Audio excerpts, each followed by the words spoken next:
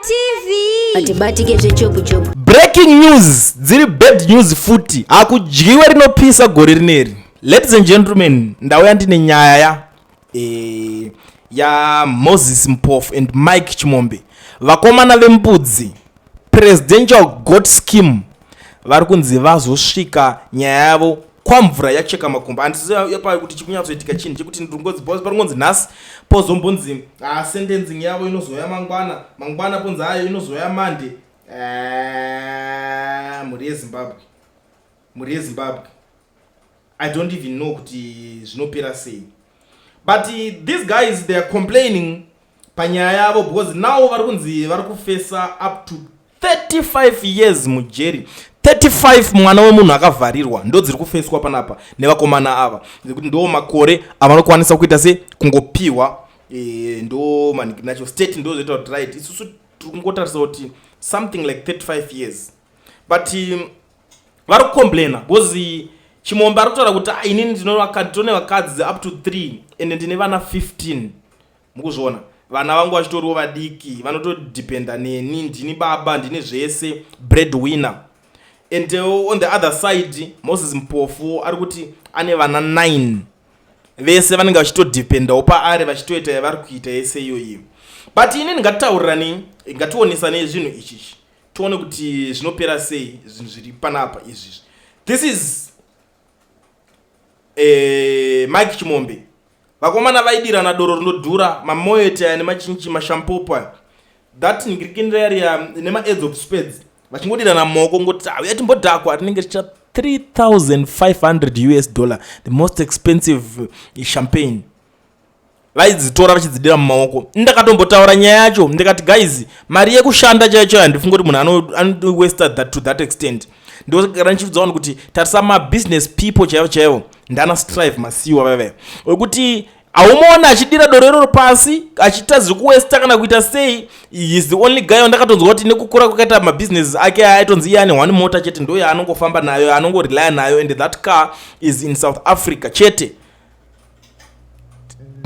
To that level ari rare totombonyatso imagine iwo uri kwauriko kuti level ari rare onzi anofamba ne one car. But these guys tasa type yemoto dzavaifamba nadzo vachitoita kunge they've made it already. Iwe unozwa kuti static atotarisa zvinhu zvinenge kuti saka imimi avona motora mari yembudzi nezvikiriki nese yambukuita iyo mototora mari motori pum morowa mari yese. Ha ushkwindi uyu mahwani munenge muchimbonyazotembei.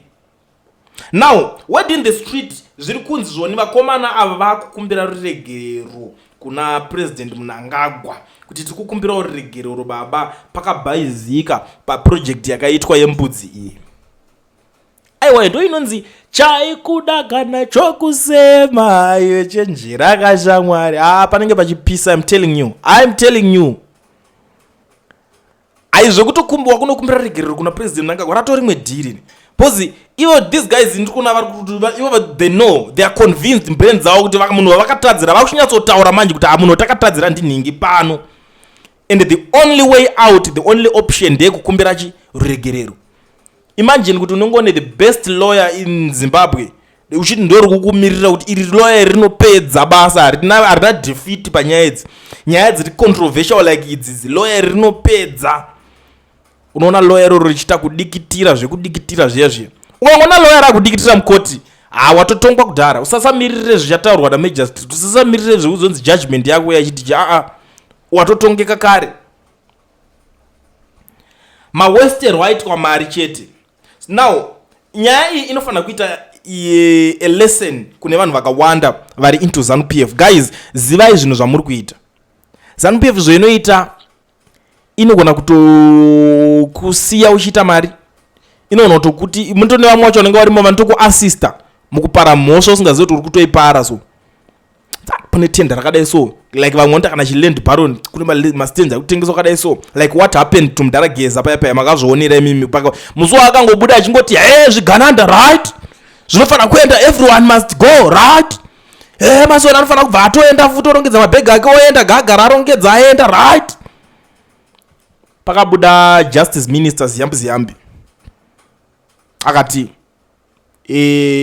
Geza takanzwa takauraya munhu saka toda kuinvestigate nyaya yacho plus ari kunza nezvimwe nyaya dzake dzatoda kuona no one is above the law. Ndo musi wakatanga kutotaura nyaya yekuti no one is above the law naiye wacho justice minister uyu. Pesa panga kanyarara vana Geza wacho vachirarama life yavo they were in good books.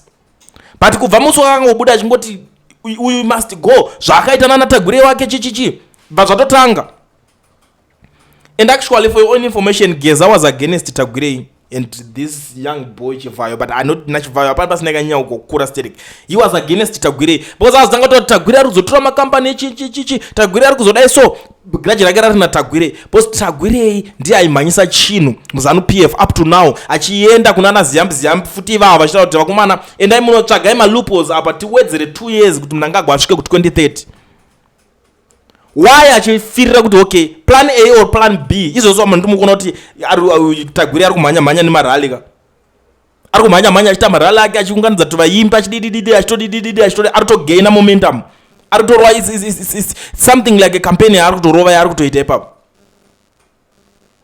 Unozongonzwa papaya kuti akupinda but iye anoziva kuti pakanzi uyu ari kusvika 2030 iye anenge achigainawo ground ari kutotowana nguva yekunyatsokampeinawo kuti anyatsopinda because mucentral committee amoka muzvizive izvozvo. Saka pakutaurwa madecisions mamwe nemusoro atoomo mukati momo ari kuti achinokwira maladha every day zvichitoenda zvakadaro.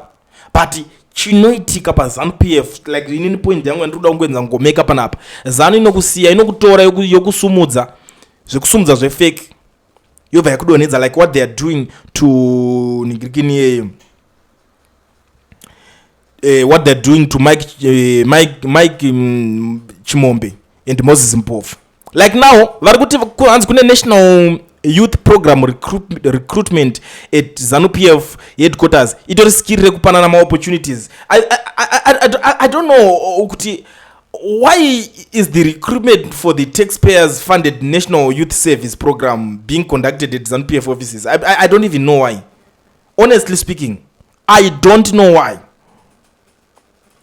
And I don't even know is the national youth service program only for ZANU-PF youths. Mvunzo yacho ameno pana nokwanisa kuiwana ere papa.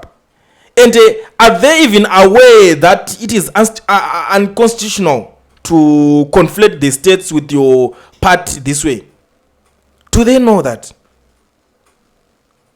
They don't care. Uyempinda kumana youth recruitment tirikuti kune vamwe vanhu vekuti havana kumbobvira vakatomboziva nezvekuda ZANU-PF zvamuchose but ari kurarama ari padheni ari kumba kwavo. Vachaita sei mangwana? What are they going to do? Ndo pavanotora avo mayouth iva izvozvo zvitaipi zvana Mike Chimombe nanenegirikini vopinda vobva vatanga patumadhiridhiri parudo tukatenda kakadai so ndakaseka umwe musi pachinzi hanzi pakagadzirwa podium chinchi yemavu umwe pakamboitwa imwe futi hanzi stadium yakaiswa mabucket seats kugokwe. Someone was given that tender. Mari yakatorwa ipapo yakawanda. Ndo type vanhu vanoda ivavo vekuti vanenge vakava recruiter votorwa vaendeswa kuschool chitepo ideology what yeah chitepo yavo vanokuomeswa brain vanodzidziswa kuoma musoro vanodzidziswa kunobhura vanhu vanodzidziswa kunonetsa vanhu vanodzidziswa kuya kuda convince vanhu kungodidiri. Ndo zvavanenge vachida izvozvo kuti chese choruda kubenefita but it's wrong kuti munhu wese ma-opportunities ese unofanira kuya nekupati yekuzanu-PF. We don't like that in our country. Ndo zvinhu zvatiri kuramba. Empowerment kana ichiitwa ngapa impayo munhu wese tipombosiyiwa zvepolitical party because hamukwanisi kushandisa ma-resources enyika muchiita zvinhu zvekupromota nigirikini party yenyu. Chirauro chakadaro ichocho hachisi right honestly speaking because izve so vana vanopedzera vakufunga kuti pamwe kuti life inake munyika ndokunge wajoina ZANU-PF. Hakuna zvakadaro. Life kuti inake unenge waita sei unofanira kungosangana neopportunity munyika yako toziva kuti even anenge achitonga wacho anofanira kunge achiziva zvaanenge achiita. Like kune imwe futi nyaya iri kunetsa we have people like ana Walter Magaya bodyguard rake for your own information rasungwa futi. I don't know why. I don't know. I'm not sure. Handitoziva kuti chii chiri kutombonyatsoitika. Bodyguard ratorwa futi ramukati. Hanzi because akadububa kwachida no bribe chichi but ana Magaya vanhu vezanu ka. Anyway ndikuzowanzotaurisa. Rekedza timirire judgment. Mike Chimombe and Moses Mpofu judgment yavo ndio mamirira zvakaita muri yeZimbabwe. 30 years ndo panogona kungoita se ndo sentence vari kunzi vanokwanisa kungosanganiswa naye 35 years I mean, and they are complaining kuti tine vana 15. Saka vamwe vanhu vese pavairova mainvestment, look at zvigananda akomana. There are only 2 things unokwanisa kuparadza mari yako, muzipu umu nemuromo wako. 2 izvozvo unoona kutopera mari ugoningirikana. They were busy making babies. That's where the money is. 15 vana umwe achiti ndine 9 itori competition kuti shamari handi kukubata manje mira uone ndiri kuteera aiwa achine nharo chinopedza ichi. Guys, Kulien TV team VAT asi vanhu vachishamsika. Kulien TV aichadzika saka subscribe wozolaika nechawana zvisapana chichazosha. Everybody say Kulien yeah. Information is brilliant yeah. Everybody say Kulien